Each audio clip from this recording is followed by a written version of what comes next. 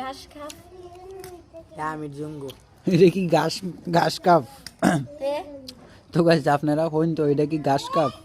ঘাস কাপ নাকি দাঁড়াও দেখায় আর একটা এই যে খাড়ার পরেও মাছটা লড়তেছে, হ্যাঁ ঘাস কাপ এটা ঘাস কাপ, এটা মিরকা মাছ। এটা হুম, আর আসল কথা কি তার মতো বলেছি না হলো মাছের নামই হইতে পারি না তুমি হইবা কেমনে?